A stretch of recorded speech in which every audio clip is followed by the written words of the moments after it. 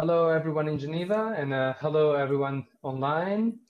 And welcome, everybody. And today's workshop, Hospital in Transit, Past, Present, and Future of Hospital Ethnography in a Global Perspective, is part of a Hospital Ethnography peer meetings. And let me briefly present what are the peer meetings and what we have been doing about hospital ethnography. So the meetings are promoted by the MICE network, and they aim to create a research collaboration between young anthropologists working with closely related topics. And the meetings are lively, they're an open space to get to know and discuss with young scholars all over the world. So they want to remain open. And you are kindly invited to continue following us. So today's workshop is a kickstart of a series of 4 meetings on hospital ethnography within a global perspective. So to keep in touch for the next meetings, we're going to have one in September, one in October, and in November 2023. So we hope to spark some interest on the topic, on the broader topic of hospital ethnography. And today, to introduce the workshop, I'm delighted to present our guest of honor, Professor Janina Kerr from the University of Vienna, where she's leading there at the University of Vienna a research group called Health Matters. And Professor Kerr is author of extensive scholarship at the intersection of austerity, social movements, moral economies, biopolitics, and the hospital, of course, as both a space of political resistance and social change. Professor Kerr's work is a landmark in contemporary hospital ethnography, and her recent interest in the relation between the hospital and environmental justice opens up innovative, unexplored research perspectives. So thank you, Professor Kerr, for being here with us. And after Professor Kerr's introduction, the presenter will have 7 minutes each to illustrate the ethnographic case. After each case, we will have a short question and answer session and a final extended discussion at the end, so that everybody has more or less the same time. So thank you again, and Professor Kerr, the floor is yours. Thank you so much, Mirko, for this really kind introduction. I'm super humbled, and actually I remember so well my very first MACE meeting in Berlin with colleagues of ours, Claire and Suzanne, and who are still, I guess, in the background somewhere. And so it's great to see this MACE keeping growing and lively, and so it's a really great place to be. So thanks a lot for the invitation, and also to be in such great company with so many fascinating projects in and around hospitals across the globe. I mean, I've been working, as you said, for a long time in hospitals, for over 15 years, I guess. But actually, my encounter with hospitals goes way back, because my father was a pediatrician, and hospitals were very much every day for me, and as a child, a rather familiar place. So it's much from this perspective, I guess, also that I talk about hospitals. And first of all, I also wanted to mention that much of the work on hospitals during the last decade was very much in conversation with my dear friend and colleague Fanny Chabrol. We have really been thinking these hospital spaces together. And in the midst of the COVID-19 pandemic, when, as you know, hospitals were flagship institutions of many healthcare systems, we ask ourselves how we can look at them beyond this question of urgency and emergency, and also specularization discourses that have surrounded hospitals for a long time, and specifically during COVID, right? So we've published the series together, The Hospital Multiple, and today I will continue really in this direction and look at hospitals as places of multiplicity beyond a focus on medicine and care. And so actually I realized that I haven't screen shared. So I don't know, Robert, whether you can do it or whether I should do it from home. If you can do it from your side, that would probably be easier, but we can also do it. Okay, sorry, I didn't really prepare. I'll just open it, and then I try to screen share. Sorry for the delay. It's coming, and I'm not very good with WebEx, I have to say. So let's see whether this works. Can Can you see it now? Yes, that works. Okay, great. So I'll just try to, oh God, I have to, I'm sorry for the technical glitch. Yeah, there it is. What I would like to do today is really to give some background on hospitals as sites of ethnography and medical anthropology that Mirko asked for a really short history. Many of those who work on hospitals will be familiar with this, others maybe less. So I hope I don't only repeat what everybody knows.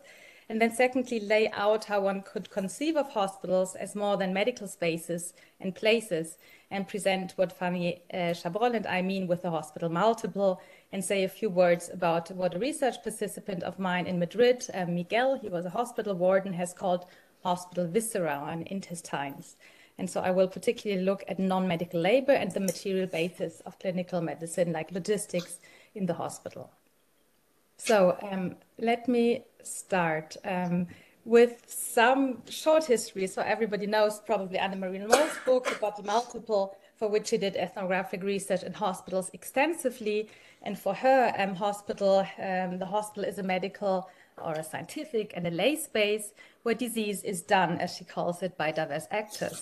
So Moll's focus is not as much the hospital as such, but she was interested in what medicine is actually. So she inquired into medicine's ontology. So this is the subtitle of her book. And she looked at ontology through the distributed practice of medicine. So very much in this praxeographic approach. And around at the same time, in the early 2000s, it was really when the hospital became a legitimate space for ethnographic fieldwork. As you all know, in the 80s, medical anthropology has started to investigate Western biomedicine and no longer only non-Western medicines and belief systems elsewhere. And so there are groundbreaking words by Sjaak van der Geest and Kaya Finkler, who have argued that hospitals are not identical clones of a global biomedical model, but they take on different forms in different cultures and societies. And so the focus was very much in these early years on difference in diversity and on heterogeneity in hospitals across the world. So hospitals were looked at as literally looking glasses to understand different societies, or rather to understand the values and beliefs actors in different societies hold. And then I think there have been two important strands or turns, if you wish, that were reflected in anthropologists' work on hospitals as well. And this was the spatial and the affective turn. So one important example is, of course, Alice Street work in Papua New Guinea, who talks about hospitals as an affective infrastructure. And her work and that of others relied heavily, of course, on Michel Foucault's concept of heterotopia that you already also referenced, or other spaces, to show in how far hospitals are contingent configurations of space through relationships between the physical environment, technologies, and persons. So hospitals, in a way, or hospital ethnography was no longer only about medicine or medical or technologized practice in hospitals, as it was more or less still with Moll, but also about the relations between people, the built environment, and the technologies that surrounded medical care. So such works also increasingly looked at the spatial imaginings, hopes for the future, and emotional responses in hospitals. So not only on the relations, as I said, between hospitals and the space or environment, but also at affect. So emotions, aspirations, hopes, deceptions, all this which was embedded in or triggered by hospital spaces. So there's a lot of beautiful ethnographies that have been written since then, and there's only 4 I show on the picture. There are, of course, many others. But what unites these very different hospital ethnographies is still a focus, I would say, on medicine, medical technologies, and care, or problems that come with it. So mostly centering on the experience and practices of patients, physicians, families, technicians, in particular wards, on relation to particular health problems or interventions. So what enters only peripherally in these ethnographies is everything that goes beyond actually the practice of medicine. So my invitation for today would be to see if we looked at hospitals not through the looking glass of medicine or of care, but of something else or even of everything else, so what would we get? And this is at least the direction that Fanny Chabrol and I have taken during the last years, and that we have started to think about with the hospital multiple collection on somatosphere. So we really have come to see hospitals as spaces where much more happens than the practice of medicine. So hospitals have kitchen, laundries, and cafeterias. They are buildings situated in and associated to specific neighborhoods. They have fences, security services, surveillance cameras, guidance schemes, parks, and parking spaces. I mean, they're equipped with waste management systems and logistics department with very well-defined protocols for the entry and exit of people and things. So at least in the global north where I've worked in, I've seen this a lot. So hospitals are sterilized locations, but also dusty places. They have histories that haunt the present. But due to all these reasons, we really think of hospitals as multiple. And so multiplicity, as we have conceived of it, was more in a Deleuzian sense, meaning being in constant flux. So we thought of hospitals attaining some consistency for short or long duration, but also characterized by porous boundaries, defined provisionally by its variations in dimensions. So multiplicity, in other words, to us and in relation to hospitals, connotes a fluid assemblage of solid matter and consistent ideas that nevertheless cannot be pinned down to a singular form. So these assemblages vary in space and time and take on different shapes and meanings, depending on perspective, interpretive angle, and conceptual framing.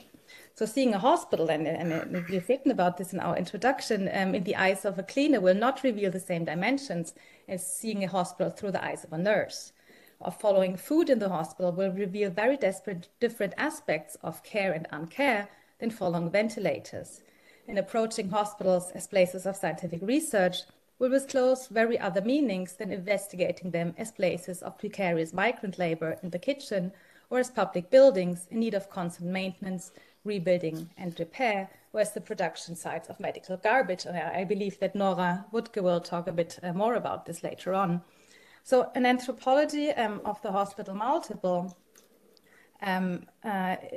really, as we understand it, consciously unwraps all these different, more than medical aspects that are folded into hospital spaces, so as to render our thinking about hospitals more nuanced and open to more non-medical dimensions. So an anthropology of the hospital multiple thereby unfolds hospitals' contradictions without trying to resolve or disambiguate them.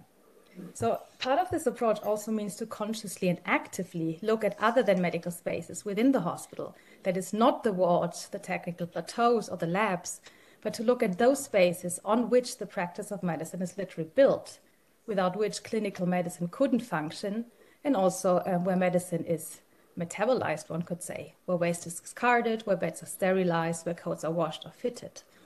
So much of this takes place in what Miguel, so the research participant and hospital warden I've been working quite a bit with in Madrid, has called in Spanish las tripas del hospital, or hospital viscera, or hospital intestines. And in the minutes that I still have at my disposal, I'll just say a few words about hospital viscera in a rather collage-like way. And I'll particularly look at non-medical labor and also the materialities of medicine and logistics. So when I visited the hospital in Madrid, where Miguel took me, he took me really to the offices of the worker unions, to the entrance where mounds of laundry and trash from the hospital are collected every day. So we made our way along corridors made by chipped plasters, through a labyrinth of stairwells, elevators, and thick pipes.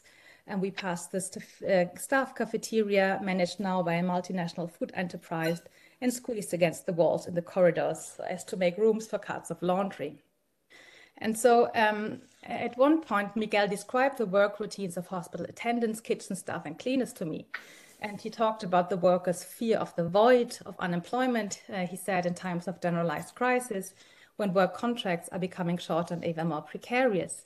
He tells of the constant pressure during work due to the fact that colleagues on sick leave are no longer replaced, particularly for cleaners, but also, of course, for nurses and hospital wardens. And at least in Europe, this has been a lot in the media in the last month. And he also recounts the creeping reduction of chores and sense in work provoked by outsourcing and automation in the laundry rooms and by pre-cooked, ready-made frozen food in the kitchen, for example. And so in a long interview I once had with unionized kitchen staff, a KitchenAid who had been working for decades in the same hospital said to me, I'll just juggle the different images, sorry. So she said, people always think that in a hospital there are only doctors and nurses. And of course the doctor is important to cure a patient. But what if that patient eats badly? It's as important as medicine that you provide them with food. What happens is that from the outside, people see the hospital and think doctors and nurses, but everything else is important as medicine. And I think this phrase, everything else is important as medicine, had really stuck with me ever since. And the cook and the KitchenAid, but also Miguel, the hospital warden, have talked about the work of those who is quite invisible, whom people do not think of when they think of hospitals and healthcare. And yet their work, among many other things, enables medicine upstairs in the hospital wards. And at the same time, it's the hospital viscera where the effects of cuts and privatizations are most palpable, where the introduction of factory modes of production, as Michael has stated this, become tangible. So what I want to tentatively argue here is that the hospital underground and non-medical labor might actually be prefiguring what is also gradually happening in medicine above the ground, in the wards too, namely steady privatizations, automation, a loss of meaningful work, and more generally, what political theorist Wendy Brown has called the stealth revolution of neoliberalism. And Brown argues that during neoliberalism, labor disappears as a category while everything becomes human capital. So this is really something I think that we as medical anthropologists have to look deeper into. I would suggest labor at the hospital, but not only the labor of medicine or medical or K labor, but all kinds of labor in the hospital. And so on a very different note, I think the hospital underground is also a site where medicine is metabolized, where the flow of material, waste, energies, pharmaceuticals comes into view, even if many of the materials then concern medical work in the wards. So more and more work is done actually by logistics people, at least in the rich, high-tech intensive hospitals of the global north, which I've worked in. This might be quite different for different settings, but what I find really intriguing is, and you see a logistics map here from one of the biggest university hospitals in Switzerland, where I once took students to an introductory course to medical anthropology, and what goes in and out of a hospital. So there's consumables of all kinds, food, laundry, gas, mobile devices, sterile stuff, pharmaceuticals, post-lab-related stuff, and of course, waste and disposal. So there are, of course, important inequalities and differences at play, depending on the materials that are actually available in particular places. But there are also global interdependency at play, I think, world-spanning material and human supply chains that I believe one should trace more when working on and in hospitals as anthropologists. Because the sites where medicine is practiced are not the same sites where the devices and consumables used in medicine come from. Where are medical products and devices produced and by whom? What is needed in terms of primary resources? Who extracts those elsewhere? So I want to end by saying that the economic, ecological, infrastructural, material, that is all those more than medical aspects linger in hospitals all over the world, but are sometimes overshadowed by the primacy of day-to-day practices of medical treatment and illness experiences. But ethnographic accounts that broaden and critically question hospitals as more than medical institutions seem more necessary than ever in order to bring forth hospitals' multiplicity and power. Because unlike artificial intelligence, for example, hospitals are registries of power, to use Kate Crawford words, who has worked on AI on many levels.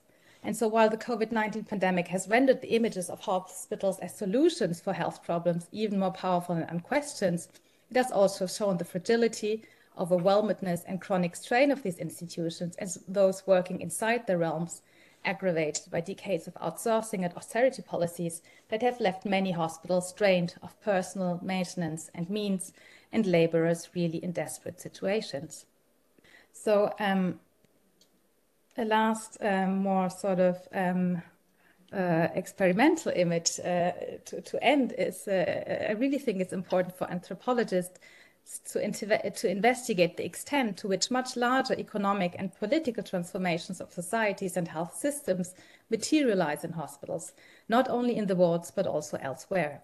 And one could do, therefore, as anthropologists and ethnographers, think about forms of what one could call maybe vertical hospital ethnographies, linking the above ground to the underground. And one might then be able to ask if there can be hospitals without mines, for example, without processes of extraction and labor exploitation, and also try to grasp the multiplicities and materialities of hospitals, that the non-medical labor that sustains them, into which the powers of capitalized medicine and their stark inequalities are literally built in. So how one could do this methodologically, ethnographically, like in practice, would be a question, I think, that we could all discuss. Thanks a lot.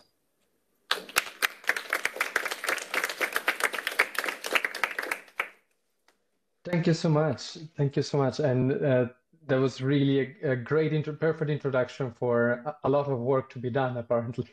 And yeah, I will just leave the questions also to Professor Kerr at the end, and just move on with the presentation, so that we can have a broader discussion at the end of every presentation. So I'll just invite Amina to start her presentation. Thank you so much. I'll just try and share my screen as well.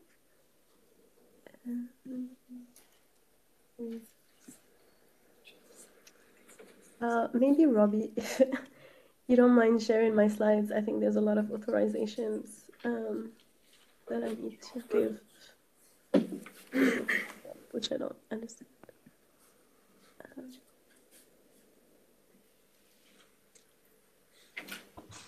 Choose a participant. Yeah, well, I can start so that slides are basically images that would illustrate what I wanted to say. But just quickly in the beginning, thank you so much, Mirko, for putting this panel together, and thank you to the organizers of Maze for also hosting us today. So I briefly want to introduce myself. I'm a research doctoral fellow at HUMA, which is the Institute for Humanities in Africa at the University of Cape Town in South Africa. And I'm part of a larger research group examining future hospitals, fourth industrial revolution, and the ethics of care on the African continent. Also super honored and happy to be working with Fanny Chevrolet on the PhD project. And so our ethos or collective inquiry is really centered on what does it mean to be human in Africa today, and what does it mean to be human in the presence of technology, and what can we learn from African and post-colonial contexts. So I'll dive in to my ethnographic vignettes, which was based in Morocco. So just like the title of my presentation, When the System is Down, We Wait, was actually the answer Faiza, one of my interlocutors, gave me to one of my questions as I sat clutched next to her. I had been observing one of the radiotherapy machines, which contained an artificially intelligent, that's exactly the one that you see, an artificially intelligent radiotherapy.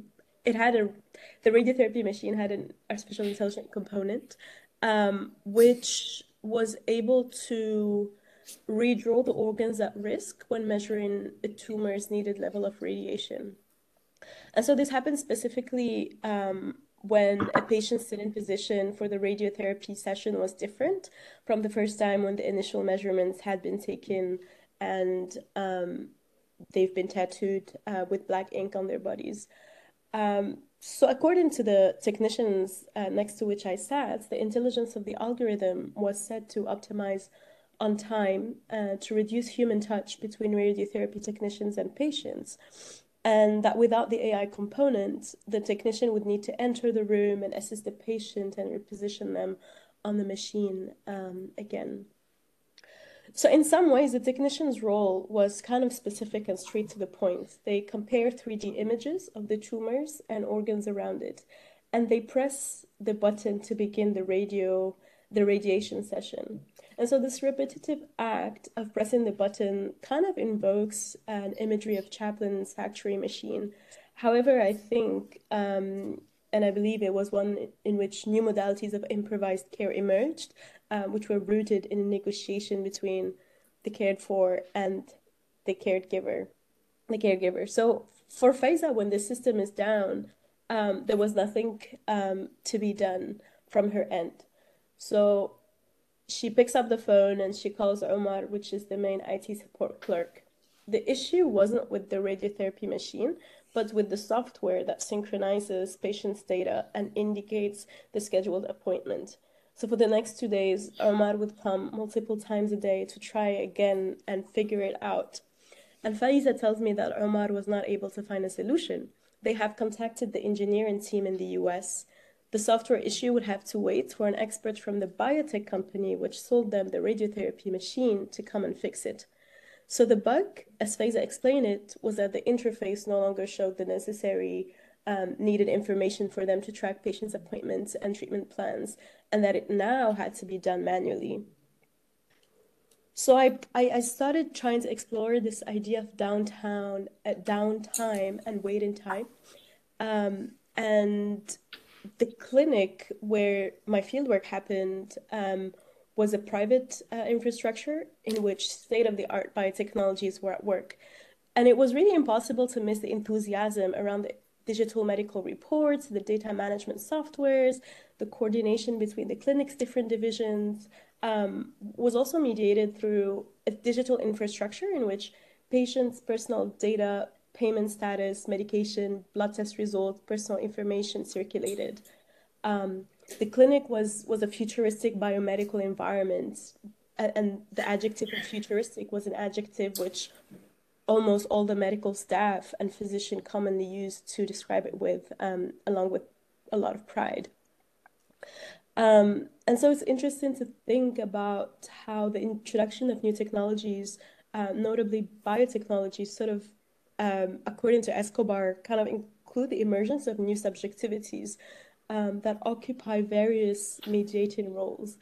And I think what I found particularly interesting is to think around the intersection between repair and maintenance within health infrastructures. And I think with Sarah Pink, who considers biotechnologies as anticipatory infrastructures that shape expectations of public life, human relationship, personhood, and health, whether these are produced locally or elsewhere. So when the system is down, refers to one or more aspects of the machinery's moments of downtime. And I think the ethnographic vignette articulates the reality of a digital smart clinic that undergoes punctuated moments in which the management of ultra advanced machinery is really halted by feelings of imminent incompetence when the software no longer works.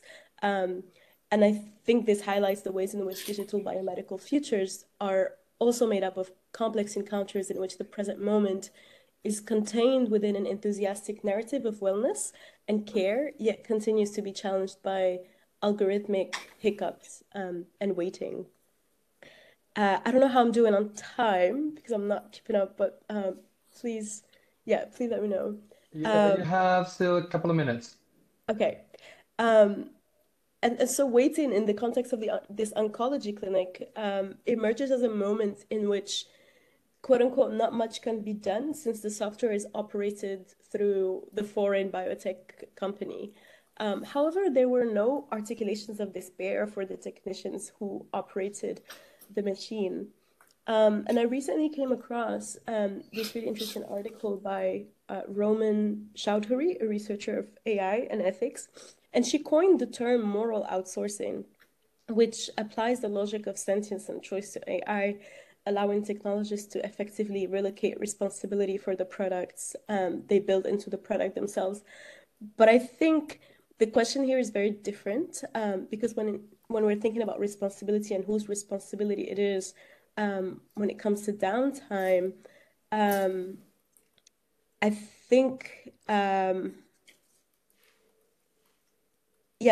it's really a contestation and negotiation. Sorry, I lost my chain of thought. But I think it's not so much about moral outsourcing more than it is about outsourcing responsibility, because the care workers still felt that they have a great responsibility towards the patient. They kept apologizing on behalf of the machine's hiccups, but did not at any time sort of distance themselves from the patients.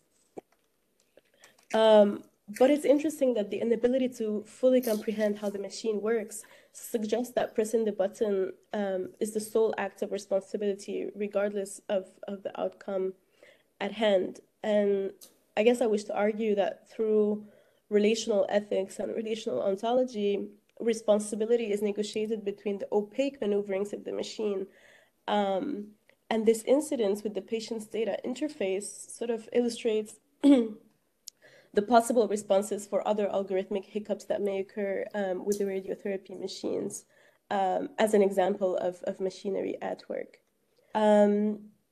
So this human technology interaction through health biotechnologies are constitutive of the social cultural fabric of being and becoming, which characterizes the clinic. The anticipation for better health, curated by the importation of the latest technologies, brings to question such moments that go beyond pressing the button.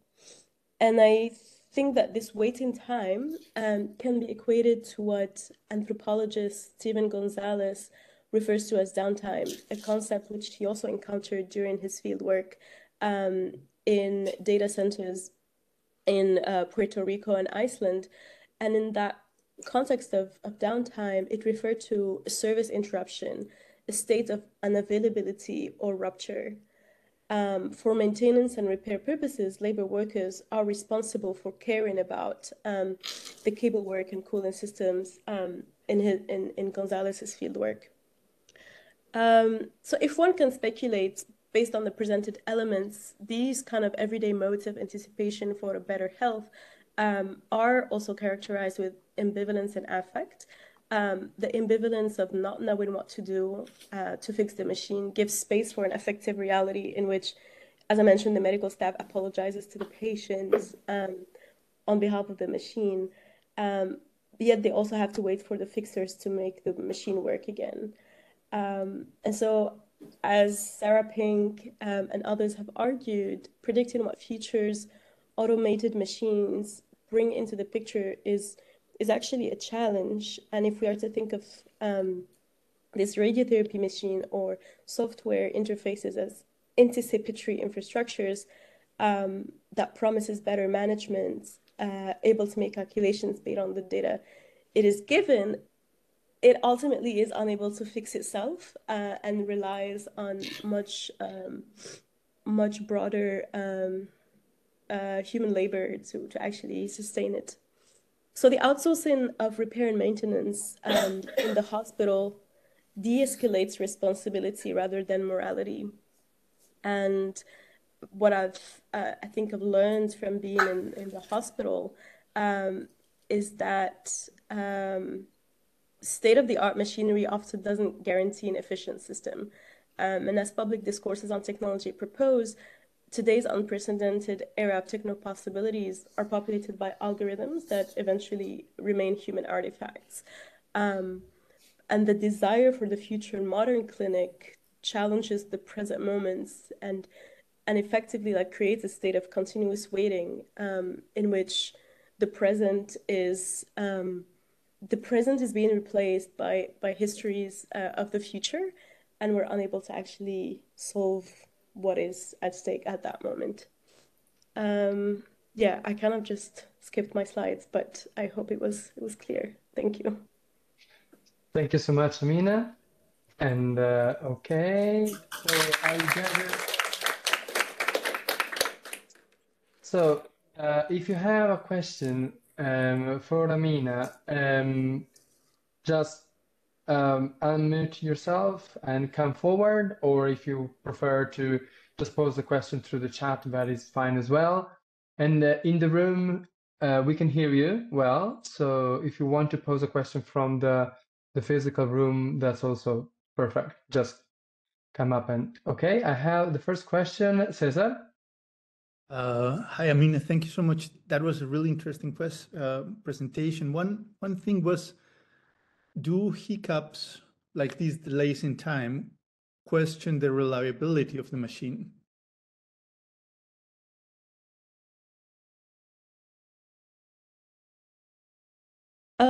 Thank you so much, Cesar.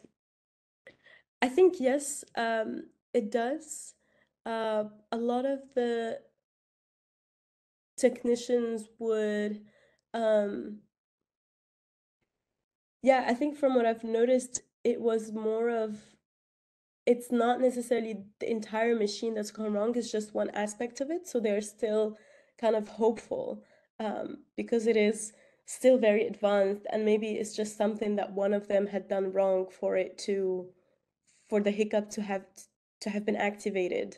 And I think it was interesting to think about who is to blame for the hiccup, who caused it. So it's never, it almost felt like the biotech company would never be at blame, but it's almost like the staff who's pressing the buttons and who's consuming the technology without necessarily knowing its underground sort of working or logistics is the one responsible for it.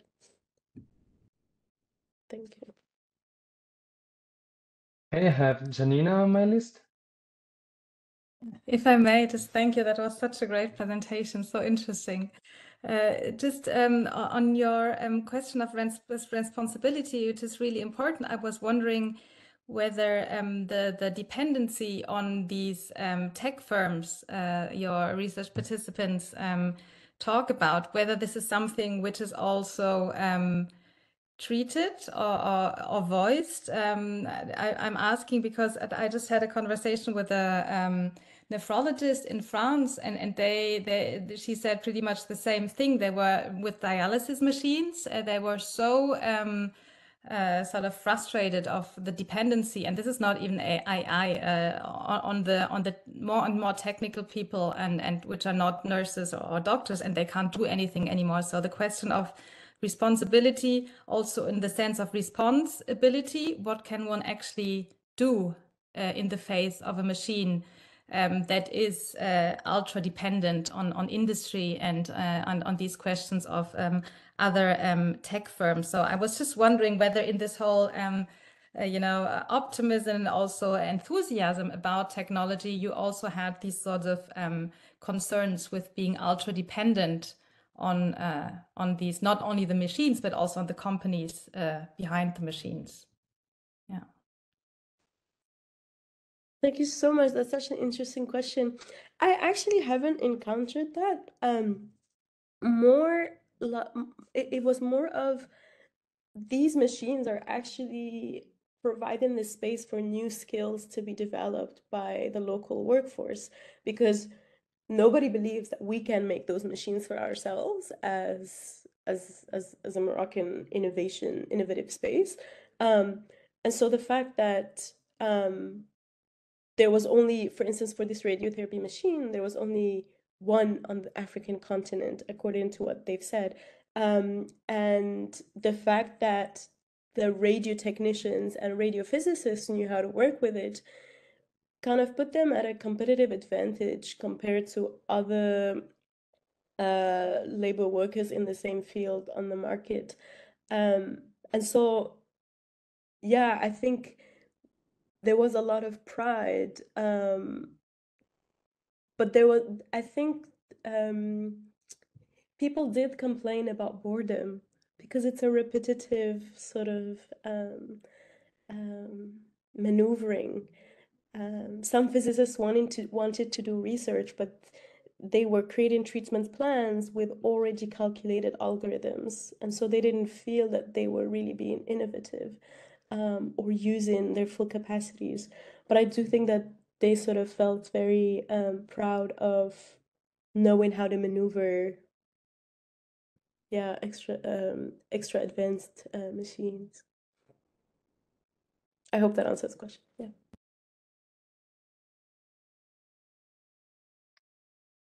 Okay, do we have other questions? Maybe from the physical room?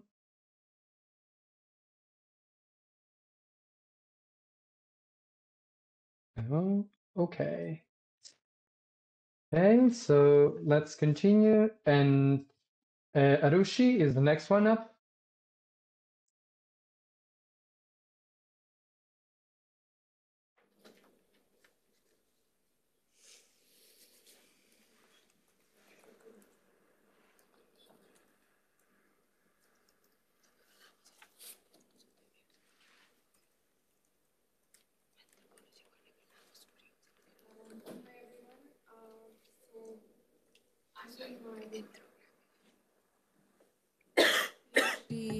Thank you. Here at the Graduate Institute, and what I will be presenting today is based on some preliminary fieldwork I did last fall at a family planning clinic in Jaipur in Northwest India. So yeah, this is quite preliminary, a bit all over the place right now, and I'll be leaving for fieldwork soon. So I'm looking forward to all kinds of suggestions and thoughts and comments. So briefly introducing my case first and what the project is, and then what I'm going to do is actually read out my field notes from when I was at the clinic and yeah, try to really describe what it was being at the clinic and what like a day looked like there. But my PhD project looks at this empirical puzzle of female sterilization in India, or high female sterilization use in India, which has been, of course, looked at from different perspectives in literature. And it's quite a unique high prevalence of this particular contraceptive method as opposed to overall global trends, which have shifted towards short-acting methods. And in the Indian context, it's been specifically looked at in relation to like state violence, population control, contraceptive coercion, gender relations around like son preference. And my research looks at this particular use of female sterilization as this surgical form of contraception. So this particular biomedical phenomenon, trying to understand this very historically controversial, fraught contraceptive method as becoming quite like the ordinary prevalent mode of contraception in India. And how through that, we can also think about how surgical contraception or how the surgical and operable management of the reproducing body comes to be normalized and routinized within India's reproductive governance. So I'm going to start with the ethnographic side, the family planning clinic, where I did some research last fall and will continue to do over the next 1 year. And I'll talk about how I really ended up in this space, but usually most of the contraceptive services provided in India are at public health institutions. And at first impression, one would really think it's at public health centers, urban health centers, which is fairly the case. But what I learned during my fieldwork is a majority of these cases, especially sterilization services, are outsourced by the state and the local government to these family planning clinics, which are a very unique configuration because they are technically run by non-governmental organizations or not-for-profit organizations. So really working closely with principles of reproductive choice and rights.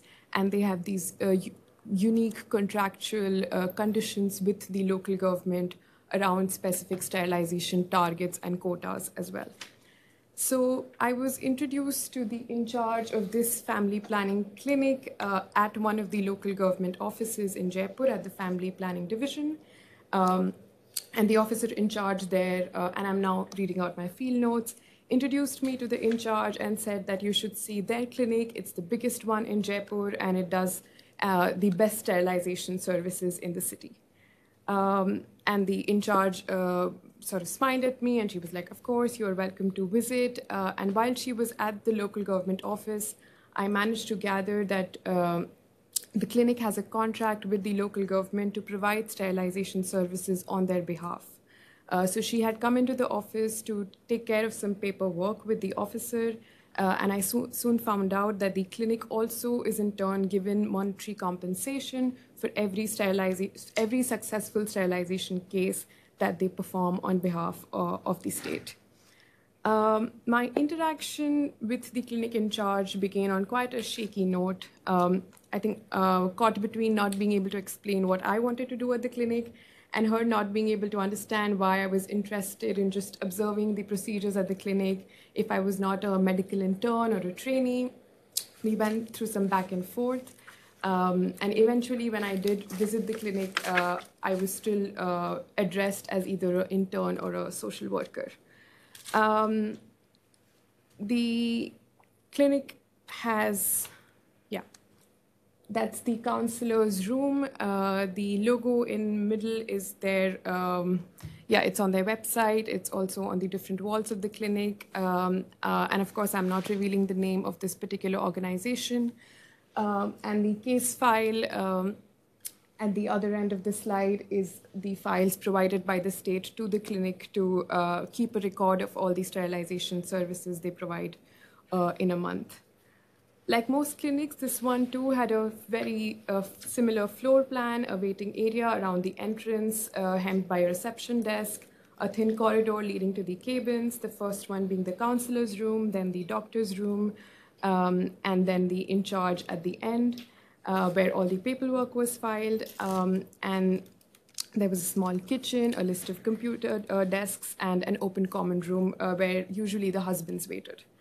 The counselors and the gynecologist's cabin is connected by this small oval window through which they would pass case files and paperwork, also speak to each other, consulting different elements of the cases, addressing specific situations, and also just talking through it. And after a few days, I remember the doctor would also often call me through the window to like join her in the cabin and just have tea with her. So during my visit here last fall, I basically spent a lot of time in the counselor's office in a small stool next to her seat. And yeah, this is what a standard day would look like. Women would start coming in around 9 a.m. with either a family member, a spouse, usually also accompanied by a health worker who they would refer to as Didi, which is a Hindi word for an elder sister. And each woman on coming is then registered at the reception as a case. And then they would one by one come to the counselor's room. Usually, this was the most interesting part. The women already knew before even coming to the counselor's room that they want to get a sterilization. And they often would like just start with like, we have talked to our family, we have talked to our husband, we spoke to Didi, and we know what we are doing. And so the decision-making, the contraceptive decision-making, which is such a huge part of the literature around sterilization, really happened outside of these clinics, but within similar networks, which we saw at the clinic. But yet the counselor would always deliver like rehearsed lines around contraceptive choices. So the small yellow board at the wall had like these prototypes of the different contraceptive methods available inside a glass box. And she would always point to that, yeah, I know you want to get the operation, but these are all the other methods. She would also mention the monetary compensation that the women get after getting sterilized, which is around $30 US. And she would say that you need to have a bank account for this. And then the counselor would also describe the sterilization procedure itself. And the sterilization procedure at this clinic and in most of the family planning clinics in India is done through laparoscopy. And very interestingly, the counselor would describe the laparoscope to the women as a durbeen, which is a Hindi Urdu word for telescope or binoculars. And when I later asked the counselor about this, she told me how this becomes a very non-threatening way in which I'm able to describe the procedure to the women. Durbin being inserted in your abdominal area instead of a surgical blade is something which eases them into the process of the surgery. It appears to be minimally invasive and also is something more similar for them to understand the technology than the laparoscope itself. During this time, the women would often ask about pain, discomfort, and the counselor would always say, oh, you've been through labor pain, and this would be nothing as compared to that. And this is a super small operation, which is also very specific to laparoscopy, where the post-operative time is quite short, 4 to 6 hours. So the counselor would also always say that you can go back by the end of the day, make food again, take care of your kids again. So yeah, nothing to worry about. The women who came to this clinic were mostly illiterate, unable to read and write. So the filling of the forms was actually done orally, where the counselor would ask each of the question in this fairly 15 pages of forms inside this case file, and she would fill them out orally in maybe 5 minutes. So it was very quick. Often the women would not be sure about their date of birth, address, phone number, annual income, all these questions, and they would have this plastic file of documents that they would just hand over to the counselor and say, like, you can check and fill in everything. Particular medical information was sought for reproductive events such as previous cesarean sections, past abortions, nature of menstrual cycles, which women were, of course, able to answer more easily.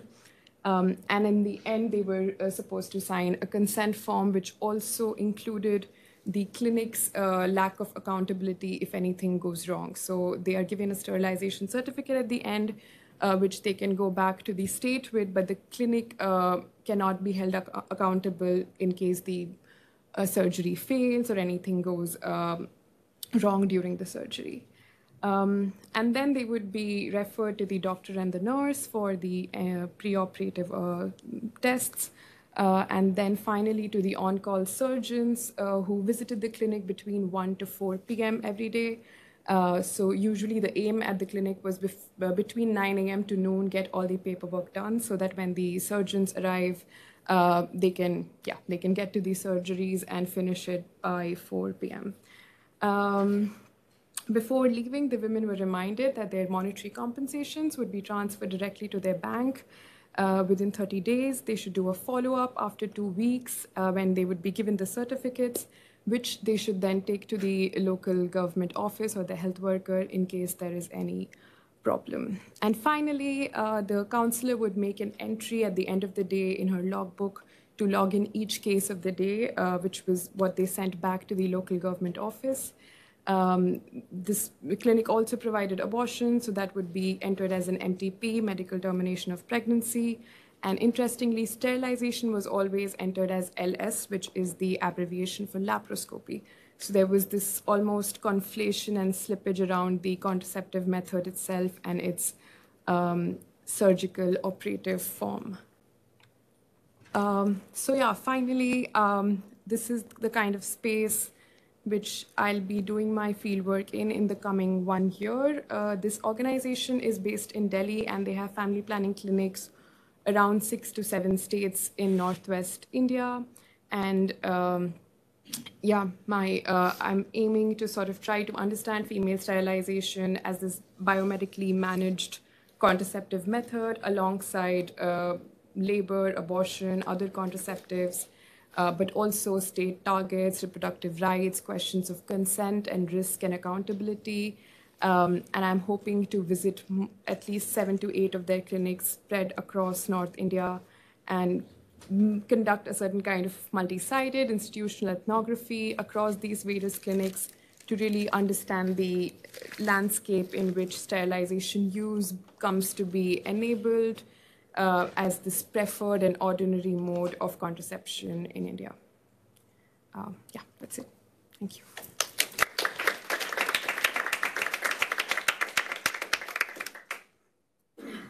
Thank you so much, Roshin.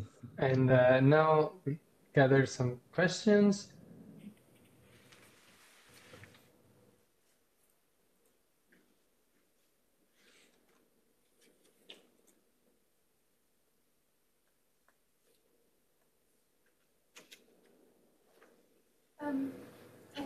Could I ask if you have or if you're planning to do some like more historical research or on the context of because you mentioned people come to the clinic already kind of having that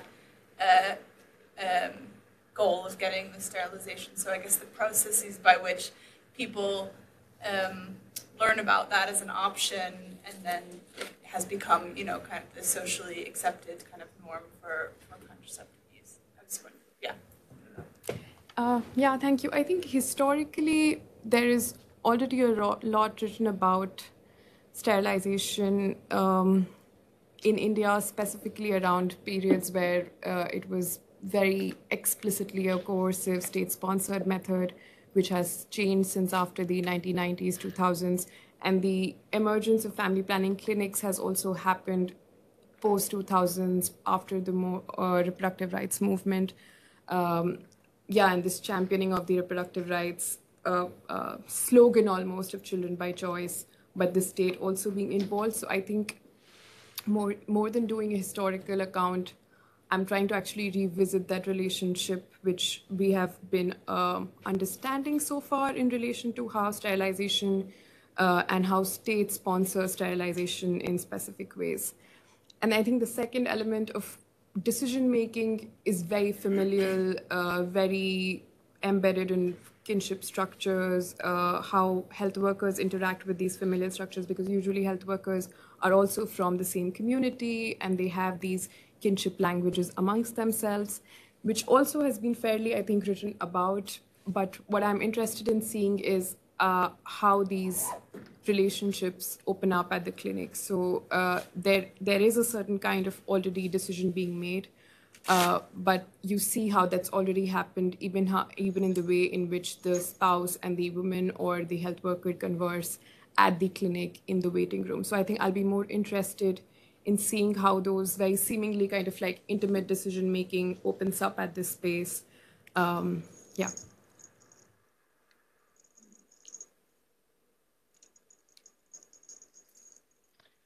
Thank you. Are there anyone else that has a question?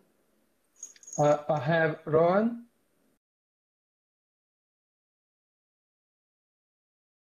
Hi, thank you very much for the thick description.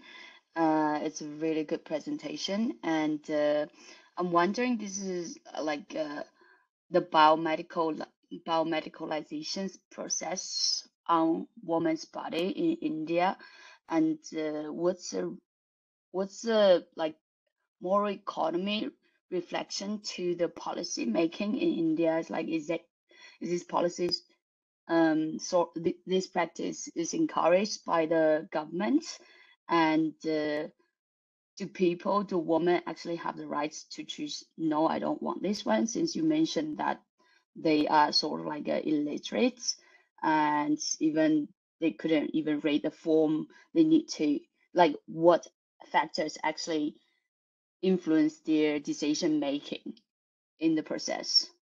Thank you.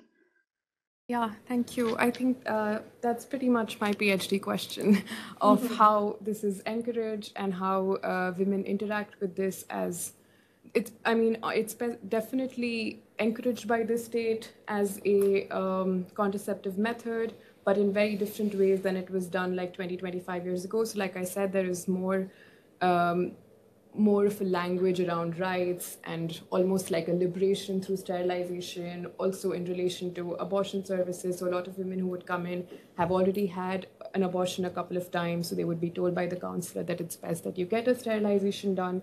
So there's a mix of a language around rights, a language around reproductive health, around which a similar kind of state-sponsored sterilization, which we saw in the 60s and 70s, which was like downright, you can't have more than 2 kids and you need to get sterilized now.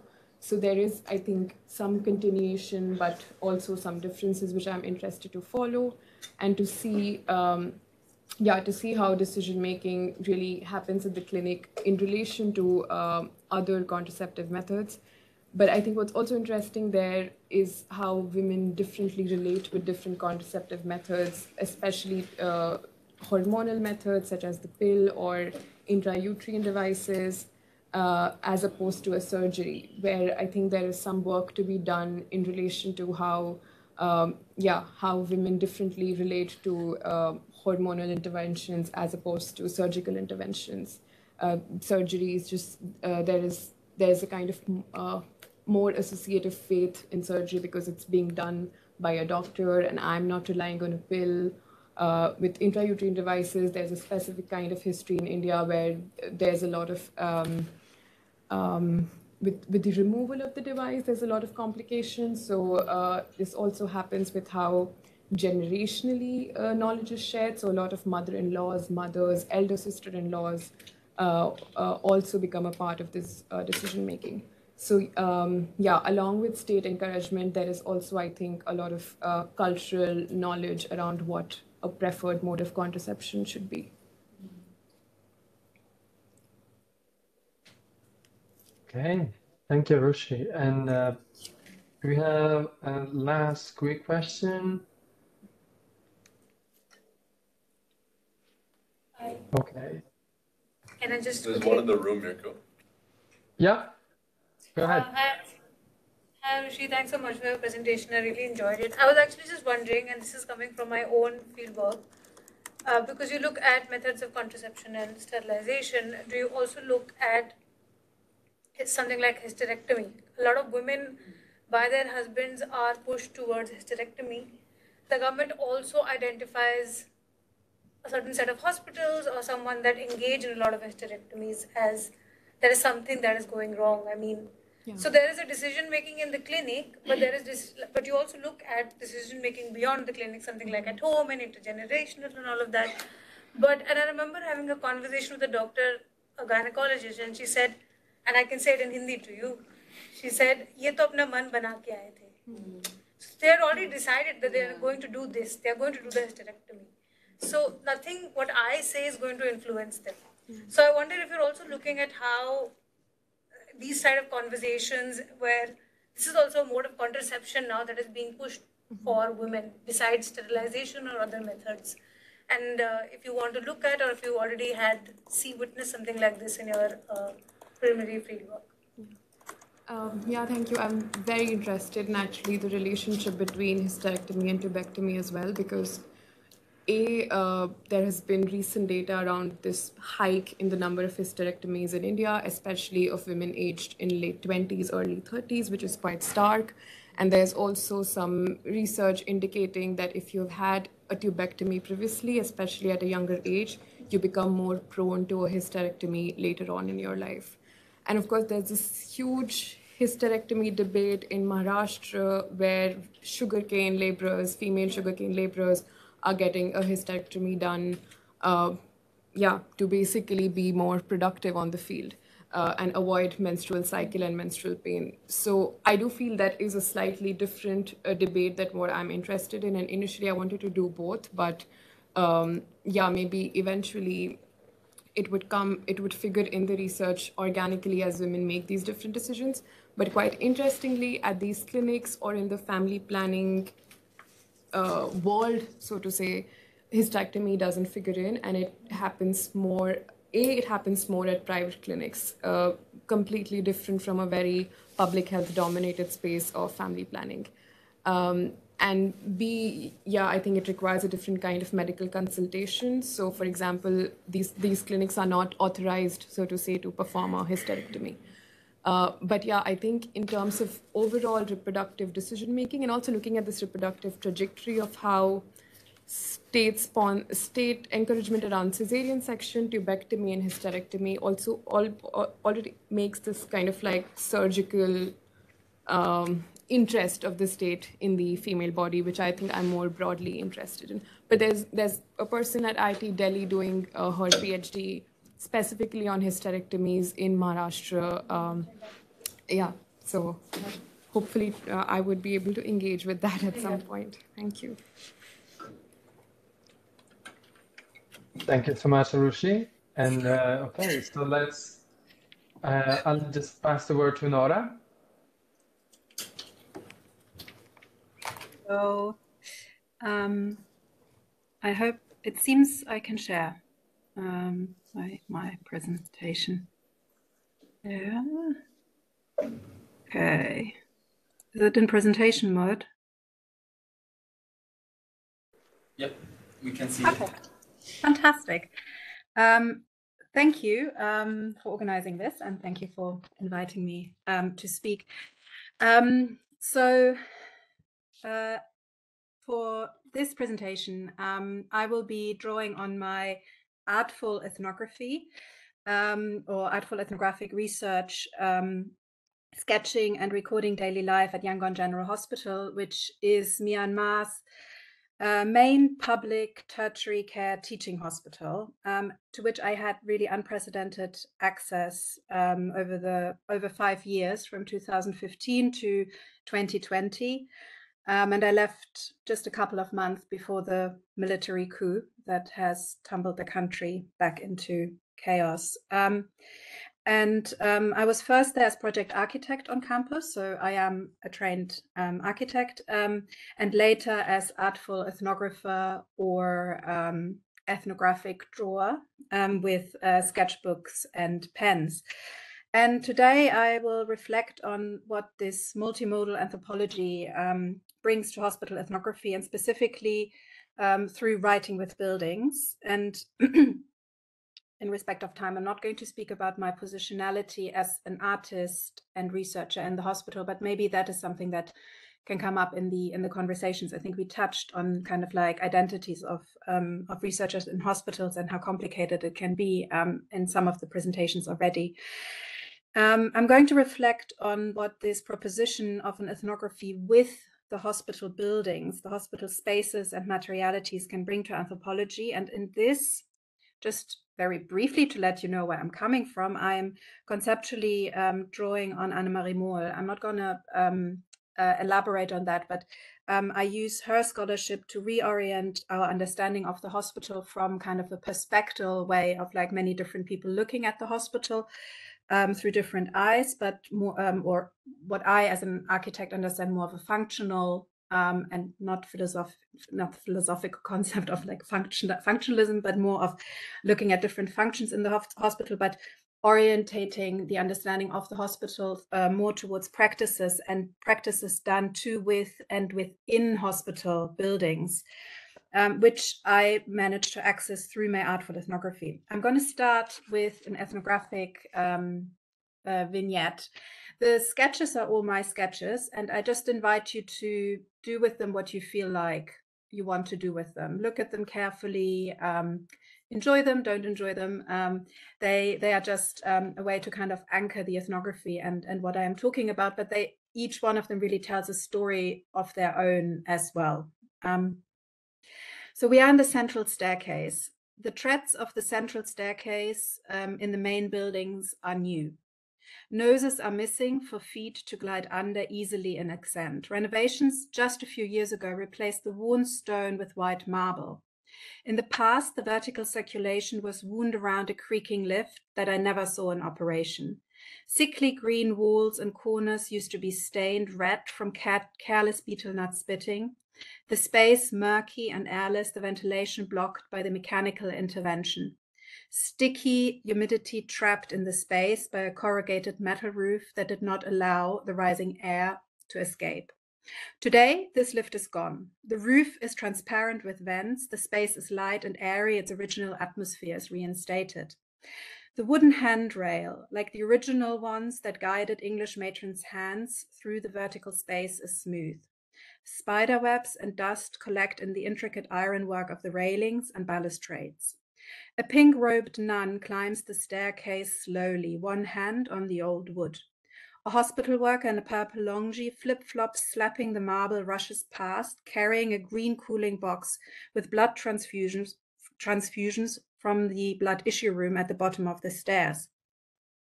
A patient on the upper floor is waiting for the plasma.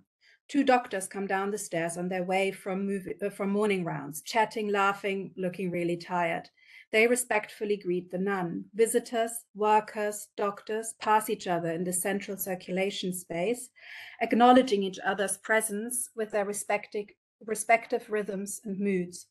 The diversity of rhythms contributing to the stairwell's atmosphere, back and front of house pathways, distinguished only by different speeds, vibrating in the same place while occupying different spaces.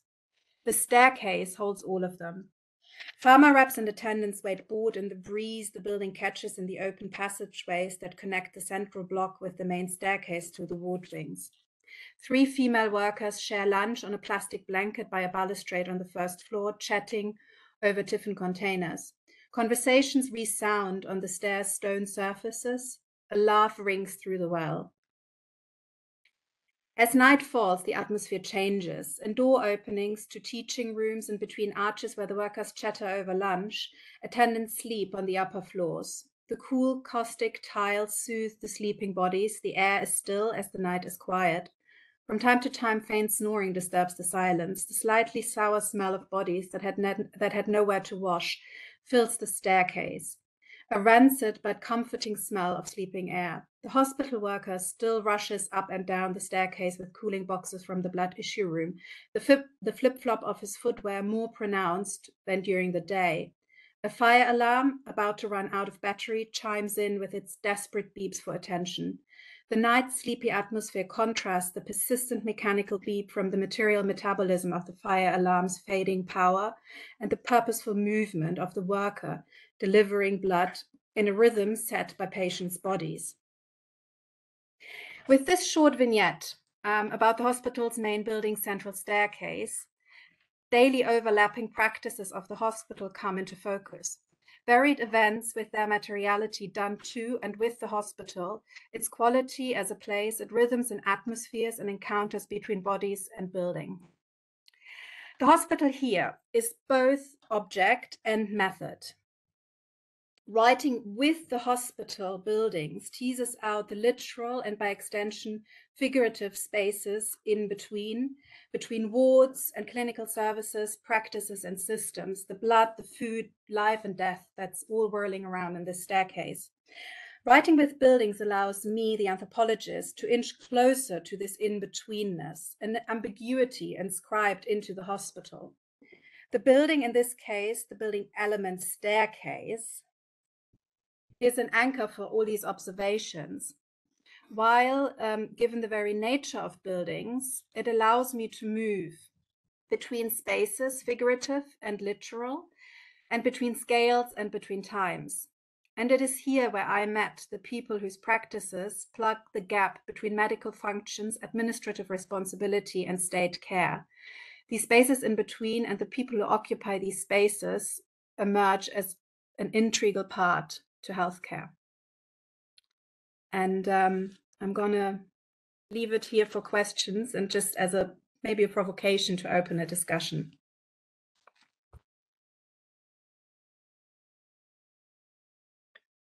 Okay, thank you so much, Nora. Thank you. Okay, so let's open the floor for question then.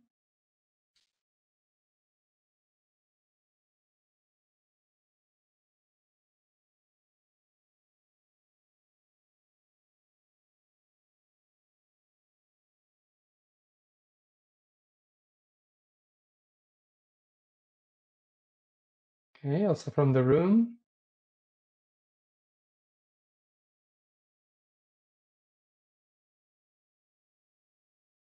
Okay, meanwhile we're gathering questions, may I pose you a question as well?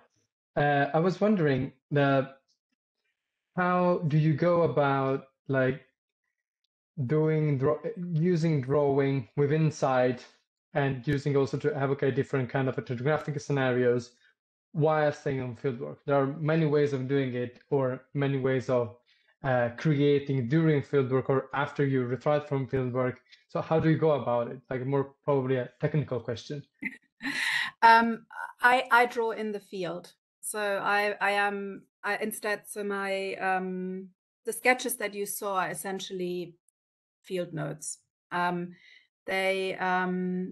I use A3 sketchbooks and black ink pen, and I found that was a really useful, like the medium of the pens and the paper and the sketchbook was really a very engaging way to be in the hospital. It allowed me to be in the hospital. Like it wasn't it was quite an unthreatening and non-state-like way to be in the hospital, because particularly in a hospital, I had spent years in the hospital in Myanmar as an architect with a camera and with notebooks, and I was always looked at very, very differently. Whereas being in the space and having pens and people being able to like approach me and immediately engage with my drawings was a very productive way to be in those spaces. And I was then constantly also in the spaces in between all of it with my drawing practice.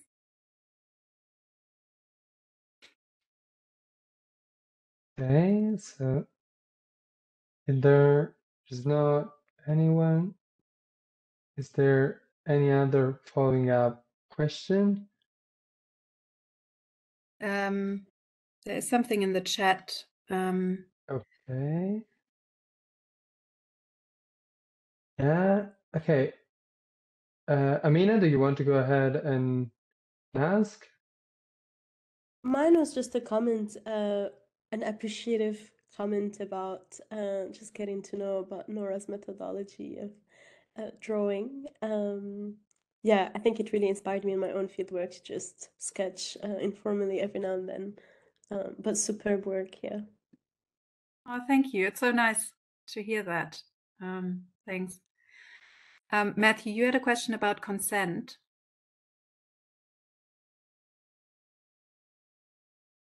Hi. Yeah, no, I was just I really like your use of art and drawing actually. I thought it was brilliant. And I'm looking to include some elements of art in my work in mental health settings.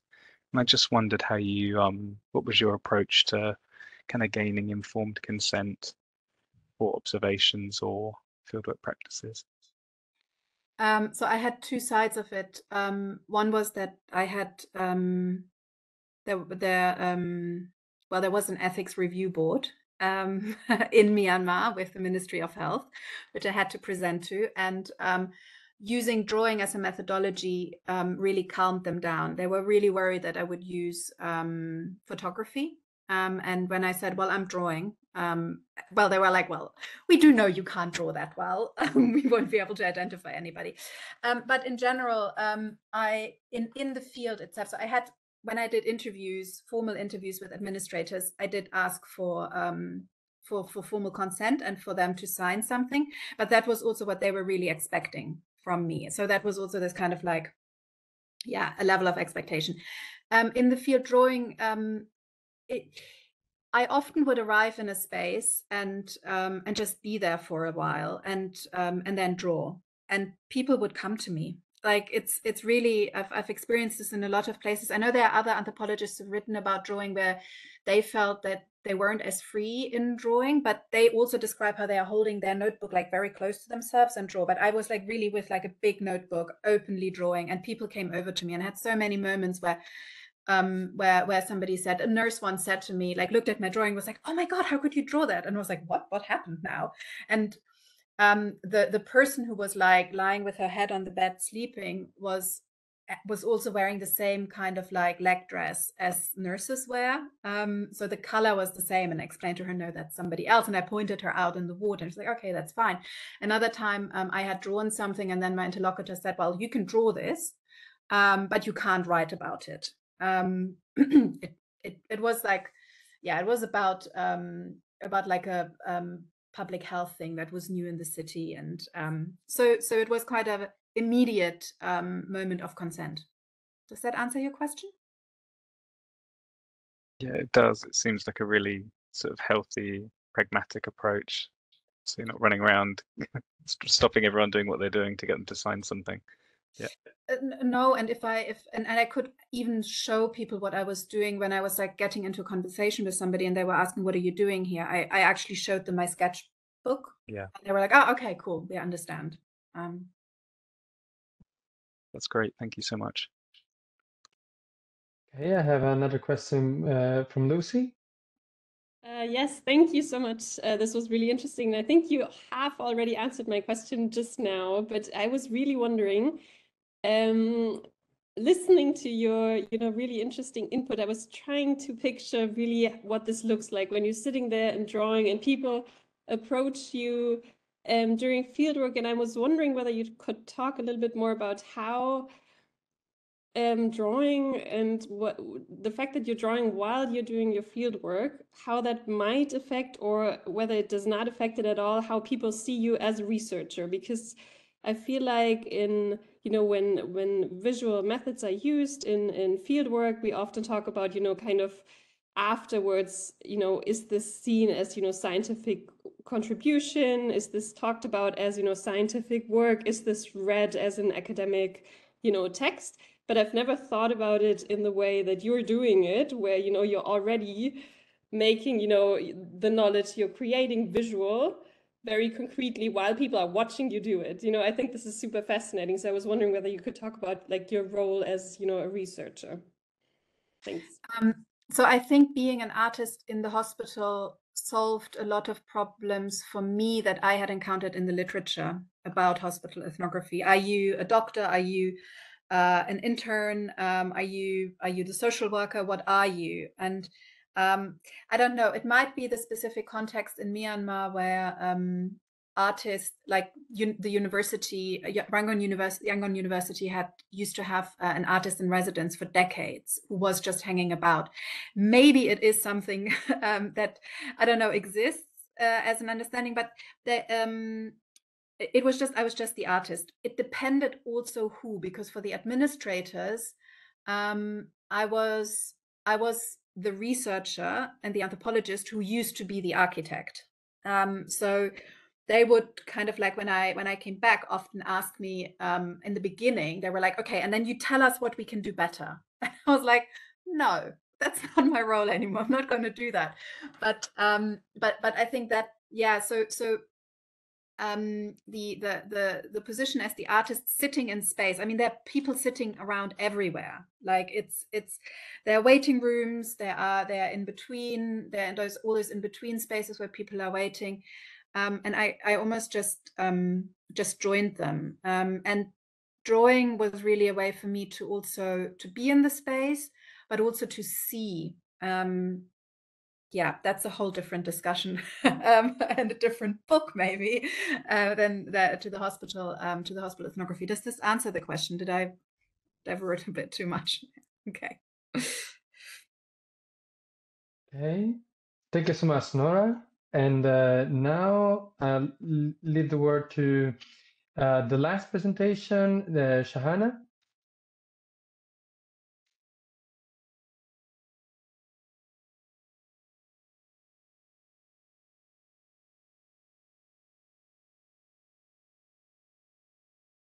Fun.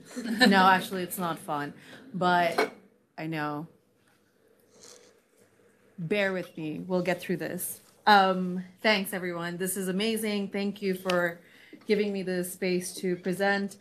I'm not going to go slide by slide, so to speak.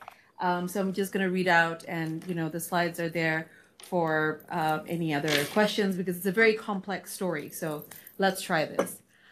Life in Dhaka, Bangladesh's capital, is a kaleidoscope of strange moments, every day, everywhere. It is a surreal state of being, a magical realism of sorts that slips through scientific methods, rhyme, or reason.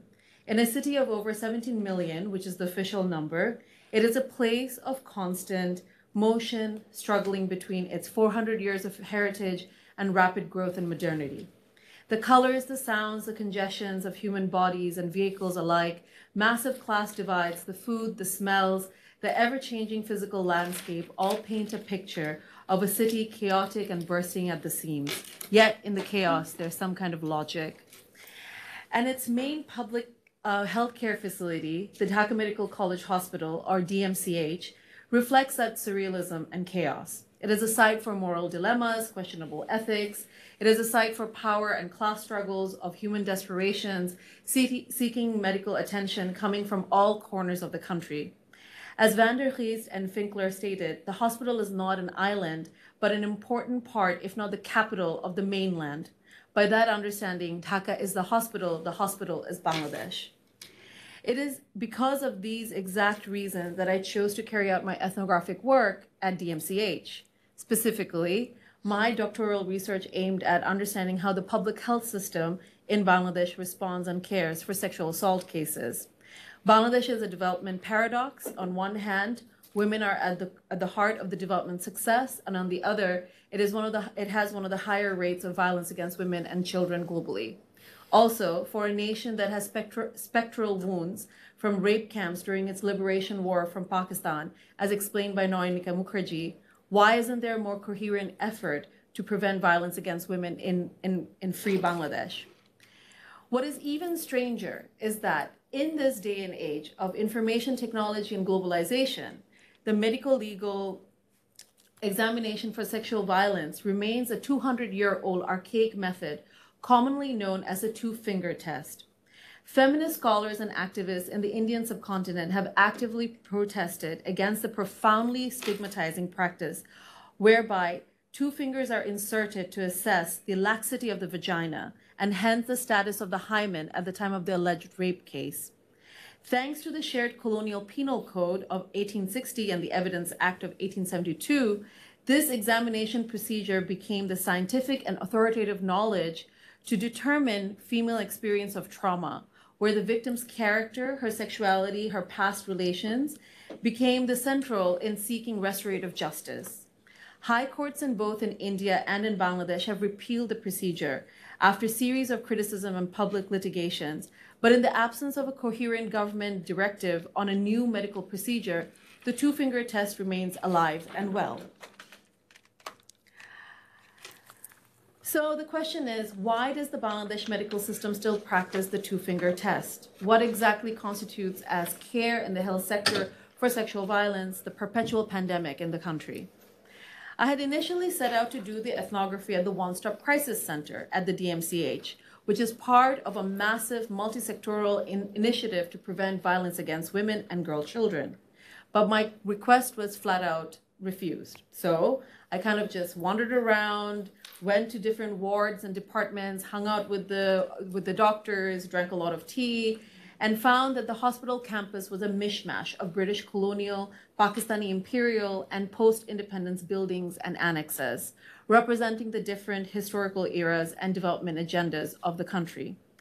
During those walks, I observed how different female medicine were placed in different parts of the campus. So for instance, as one of the founding departments, obstetrics and gynecology, oh my goodness, is permanently situated in the original colonial building of the hospital. Reproduction, generally considered as the primary function of the female body, female doctors are often pushed by their families to become OBGYNs, and hence the department placed at the heart of the hospital because maternity is a quote-unquote a good thing. The women's clinic, on the other hand, which is providing family planning services, is part of the national population and control policies, and that you can find it in the newer annex. But when it comes to sexual assault, a personal and familial shame, and by that extent, a national shame, care provision is tucked away behind the secure doors of the One Stop Crisis Center and the far corner of the Forensic Medicine Department in a completely separate building. Almost accidentally, I found out about the tiny medical legal examination center at the back of the department. A team of female government doctors quietly carry out the verbal and physical examination as per legal requirements. Similar to that of the Islamic concept of an inner space for women, in that all-female medical legal examination center, or as I call it, the medical zanana, the doctors forged a rather unlikely friendship with an anthropologist, i.e. me, sharing their life stories, professional struggles in a male-dominated field as government officers, as daughters, wives, and mothers. It was in this female camaraderie that the doctors allowed me to observe both the verbal questioning and physical examination, which unfolded a shockingly different reality than that which I had set out to find out. Given the post-colonial protective law called the Prevention of Oppression of Women and Children Act of 2000, rape allegations could be made against anyone without any substantial evidence. Families often misuse this special law when they discover their daughters are sexually active with their boyfriends. Sometimes it is also used as a revenge against a cheating husband, and sometimes from broken hearts and abandonments. Rape cases were filed for a range of reasons. These were stories of rescripting a narrative of sexual purity using the medical legal system. These were stories of what I call the social virginity, in the face of the absence of a physical virginity, which is a critical value in the marriage market. As the doctors would ask me in exasperation, "Acha, apni bolen, you tell me, what should I deal with? What should I do in this situation?" Because when it came to the handful of actual sexual assault cases, the doctors showed immense kindness and empathy and even provided non-medical solution on how to get some form of justice. Hence, the doctors navigated through a medical legal landmine, changing middle-class doxa around sexual morality and the habitus of government procedures to provide in their own ways a form of bureaucratic sympathy. While it was never my intentions to go into the detailed history of women in medicine, I could not explain this complex story of sexual assault care without looking into the broader context of female doctors, their trials and tribulations, and the physical spaces earmarked for women-related medicine at the Dhaka Medical College Hospital. Almost at an ethical level, in the glaringly, good Lord, I really need more coffee, absent archival records of the hospital itself, and even more so women's roles and contribution to medicine in Bangladesh, I felt the necessity to become an amateur historian using ethnographic methods to tell the gendered nature of DMCH. As feminist clinical ethnographers, Trudy Geritz and Papri Nahar have both argued that even in predominantly patriarchal medical systems, women as patients and staff are not passive vessels. I too wanted to demonstrate the ways in which female doctors in Bangladesh were changing the habitus of medical practices and perhaps in their own way, both questioning and perpetuating patriarchal and class-based moralities around gender and sexuality in both their social and their systems world. And so, through an anthropological historiography approach, I was able to record both the general and gendered history of DMCH. In a deeply politically divided society that is obsessed with big histories to fuel national propaganda, history of institutions, places, and everyday people get lost in the chaos of it all.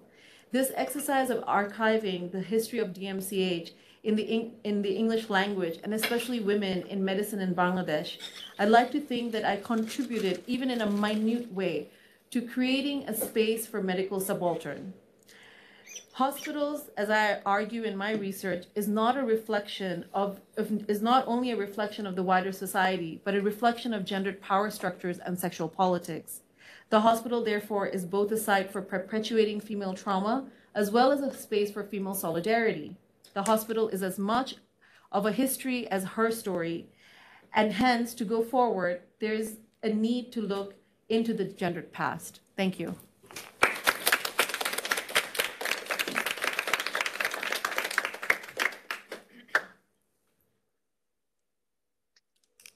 Thank you so much. And okay, so let's gather some questions for Shahana.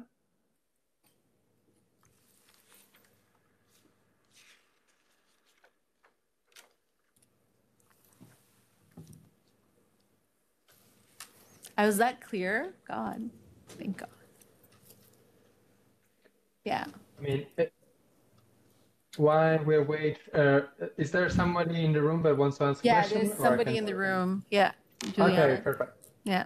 Well, thank you for the presentation. I would like to hear a little bit more about the virginity. Yeah. And also about if there's some discussion about the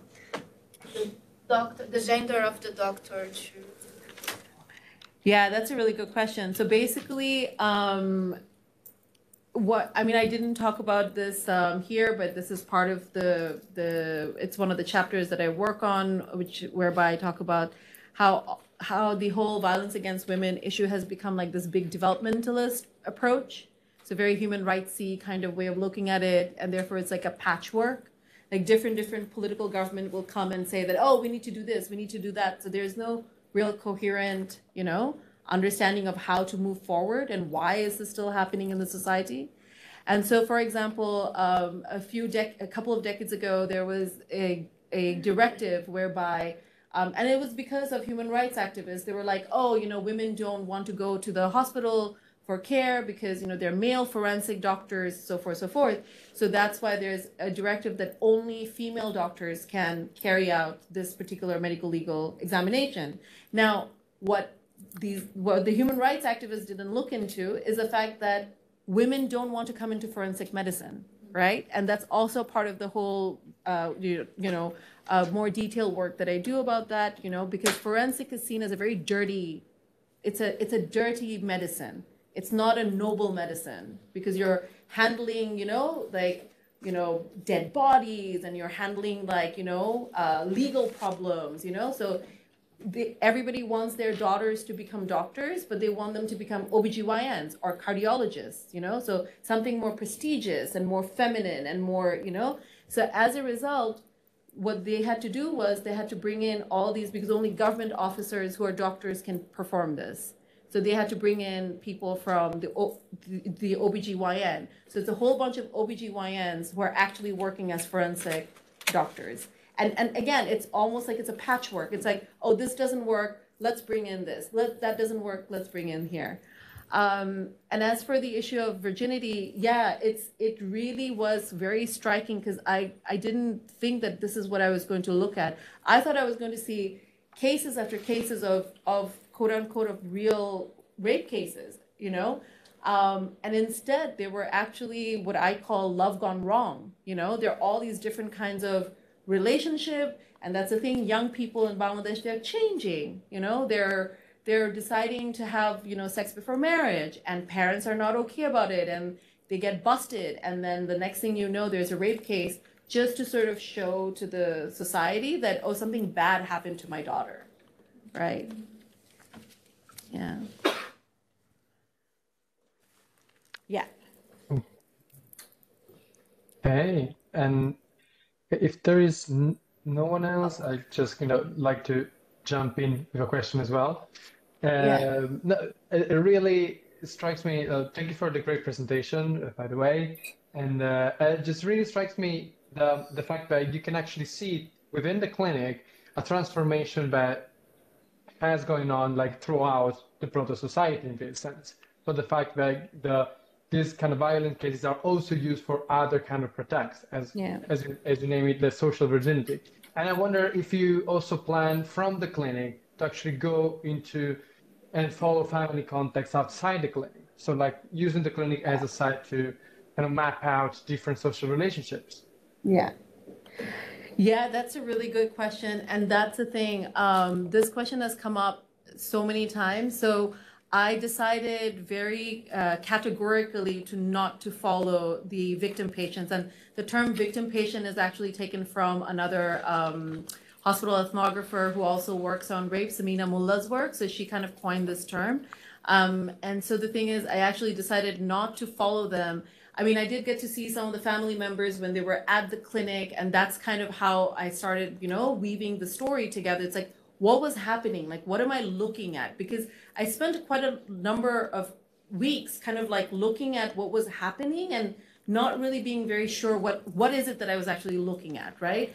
Because it really went against everything that I believed in as a feminist. Am I victim blaming? What am I doing here? Am I a bad feminist? Do you know what I mean? So it was a lot of existential crisis in that way. So the thing is that, but what happened is that what I did do as a proxy to understand how young people were thinking about sex and sexuality, I carried out these focus group discussions and with young people and about issues on consent. What did they think about? What is consent? What is love? What is sex? What happens? And the answers were so interesting because for them, love is one thing, marriage is another thing. I mean, and their thing is that, look, consent it's one thing having an individual consent thing, we're making out and, it's just me and her, that's one thing, but it's a completely different thing when families get involved. So is consent really universal? That's also something that comes up in my work as well, because a lot of the consent language is also constructed, it's social. So, but I think that that's the next step for this project, maybe a postdoc, I don't know, you know, that what happens to the other side of the story, the families and the relations and what happens, you know, after the medical legal, you know, after people leave this particular setting. Yeah. I saw a hand over here. Yeah, Arunchi? Yeah. No, I think you answered one of my questions because I was also curious to know how you relate to the other side of the debate where a lot of time intimate partner violence or also the whole South Asian debate around marital rape figures into where we draw the line between consent and a lot of times intimate partner violence being dismissed because it happened between a consenting couple. But I think you partly answered that, but I was curious to know during your fieldwork, were there instances where these questions had to be navigated, especially when speaking to health professionals, where I think the demarcations are much more black and white, but also legally very complicated to determine? Yeah, very quickly. I mean, one of the main case studies that I talk about to show exactly, you know, this landmine that the doctors were, you know, navigating is that of a particular patient, you know, she herself was a doctor. Her husband basically was trying to dupe her. He was having an affair, but wanted to keep both like his mistress and her. And then so basically he, you know, they were in the middle of a separation and he kind of, he kind of tricked her into meeting up with her. They already have 2 kids together. And he was trying to actually, you know, get her impregnated for the 3rd time because his whole thing was, hey, if I get her pregnant for the 3rd time, you know, she won't leave me. Then I can have, you know, I can make my cake and eat it too, kind of a situation, right? And so she basically was so angry, was like, can you imagine, like, you know, he's like, you know, bleep, bleep, bleep, how could he be doing this to me? And, you know, even the duty doctor was like, yeah, that, you know, bleep, bleep, bleep, how could he be doing this to you, you know? And really took her aside. And at the same time was like, look, you know as well as I do, the law cannot help you because you're still married to him. So the thing is, there's no such thing as marital rape, but you can screw his career over. So take the legal case and show it to his boss. He'll be kicked out of his job. And that will teach him, you know, like, so they were also giving these kinds of advice, you know, which were beyond medical advice because they also knew that because they're also women who are functioning within the same patriarchal system. So they were like, it's basically like, girlfriend, I know what you're going through. I can't help you medically, but you know what? I can help you in other ways, right? So, and that's the thing that, you know, that we, in the development sector, we keep on saying that, oh, these doctors are all stigmatizing, they're all, you know, that's the language that is used. But then like going into the field, you see that, you know, there are all these different kinds of stories that they show care in various different ways. And it's not just like this particular way of looking at, and especially looking at Anne-Marie Mall's work on logic of care, that, you know, why do we always put this like positivist, you know, approach to the word care? Because care can be so many different things, right? So, yeah. Yeah. I know Nora had her hand up, so sorry. Yeah. Yeah, but just quick, I think one was if you could also talk a little more about the medical Sanana. Yeah. I found the concept quite interesting and this tension around something being gendered while also being very female dominated, and almost there's a kind of like an agential practice here of women taking up the space, but also you talk about this being a very gendered space. So maybe how you were working on this conceptually, I would be very interested in knowing. And second was just if like hymenoplasty came up during fieldwork as well, because No, that's something that doesn't happen. Your first question, let's have a discussion about that because that's like a longer discussion and I'll be more than happy to tell you. But as for the second one, which is really quick, no, that's not an issue that ever came up. Yeah. Mirko, I saw a hand or two up there. Yeah, there was Nora, I think, had a question. I'm happy to explore that in the discussion. Thanks, Nora. Actually, we are running a little bit late, so if you want to take it now, it's perfect, actually.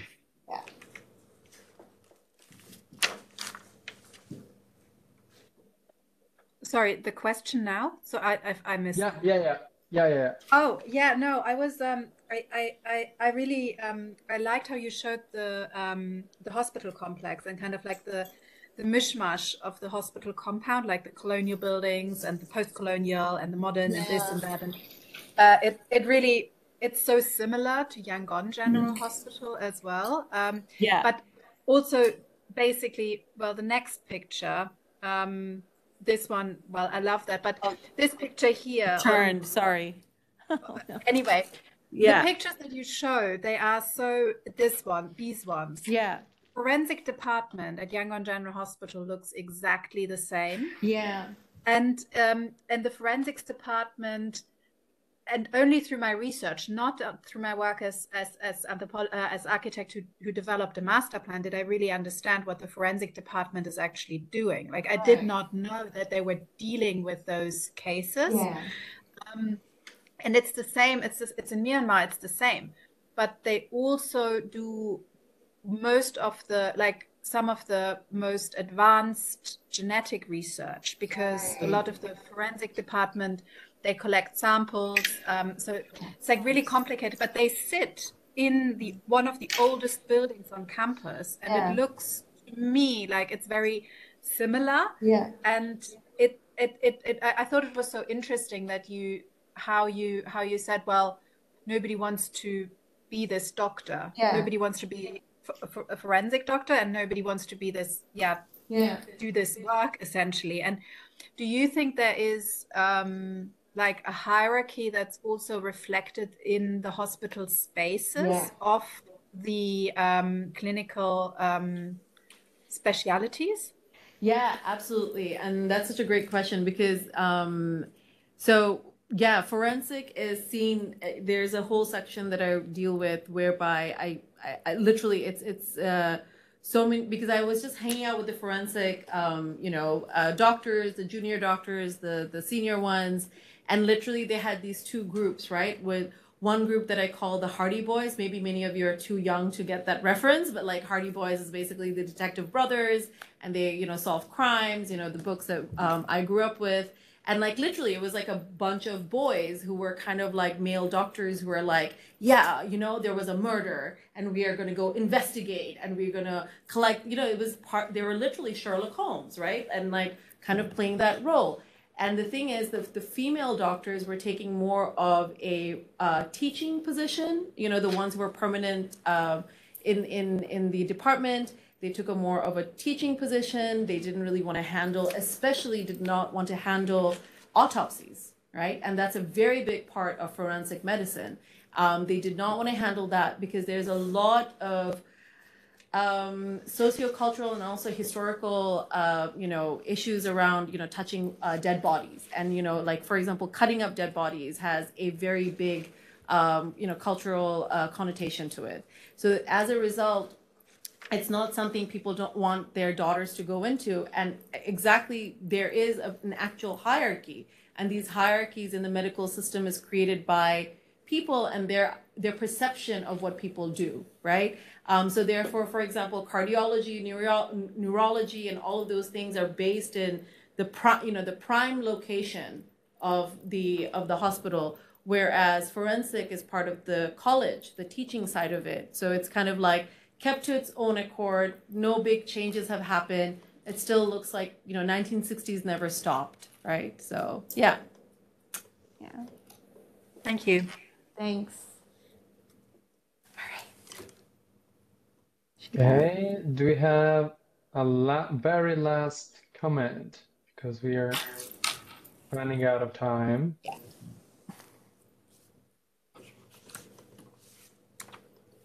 Is there anyone in the room? There are some raised hands. No? Yeah.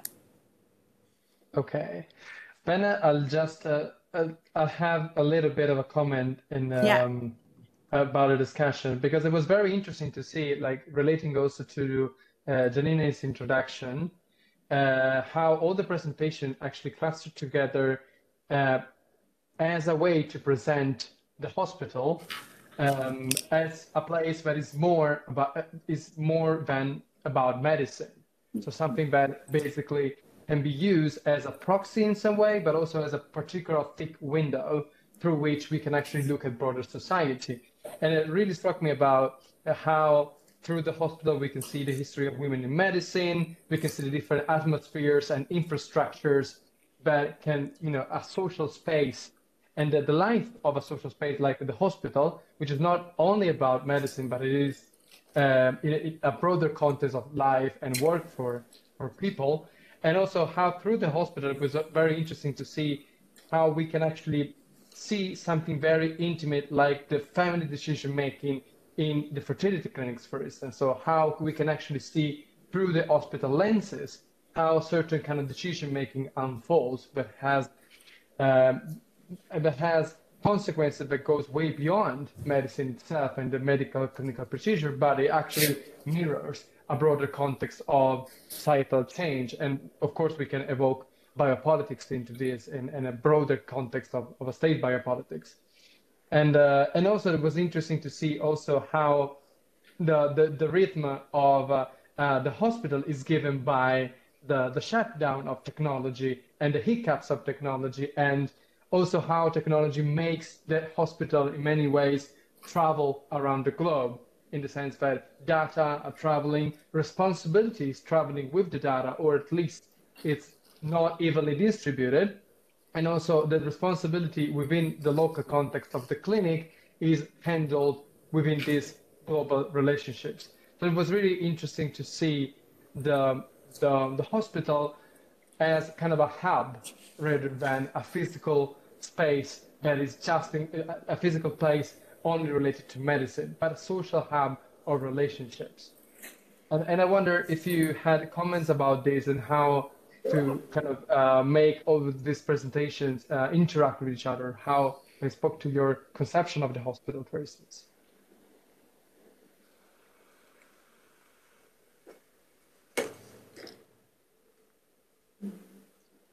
Yeah, Nora? Thank you for this lovely summary, Mirko.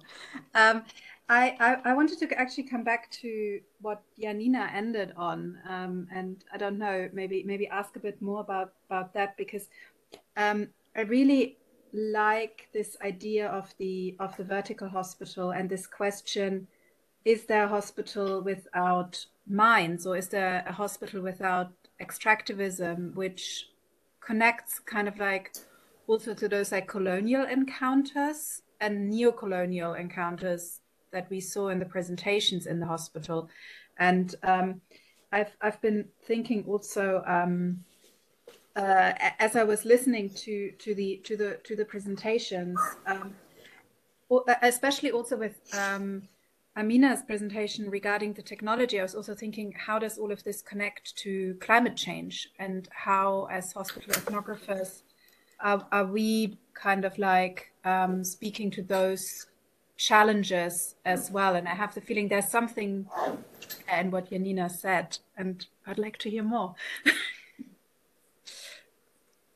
Please, Janina, if you want to respond to this. Maybe I can say a few words on this, because I think it's precisely in hospitals where these two important sort of strands of, let's say, global supply chain capitalism come together. It's really about labor, I think, on the one hand, be it medical labor, be it non-medical labor, and the processes of the extraction of bodies, but also of resources and the environment. And so I think when one thinks of hospitals as places and as either as hubs, as Mirko just said, or also just as nodes in this, global supply chain capitalism, there's so many ethnographic hooks we can throw out, or to try to understand this. And so the environment is one aspect, I think, and there's more and more, and this is what I've started to work on more and more inside hospitals, inside the medical profession, but also amongst environmental scientists, more and more efforts that try to measure the environmental impact of health systems and particularly hospitals. And so hospitals are really the institutions that sort of pollute the most because they are technologized spaces, and this includes not only the physical sort of sites of the hospitals with the emissions, with the waste and so on, but also all the medical devices and the supply chains, the global supply chains that need to function to bring actually stuff to the hospital. And so this is, I think, really interesting to look at. And this is also, of course, what private companies and hospital providers very much are aware of. So there's a lot of also greenwashing sort of going on, I think. And but I really do think one cannot disentangle the question of the environment in the sense of environmental pollution and so on in the hospital from the question of what comes before. So the extractive processes that come before things even get to the hospital, and then questions of also literally labor extraction and extraction of the labor force at the hospitals. And so I think this is something I'm more and more try to think about and think with, but it's also really complicated to actually trace this. So when I was reacting before to Amina and asking this question about the question of responsibility and dependency and this wonderful medical doctor who's doing a PhD on the question of the environmental impact of nephrology and dialysis.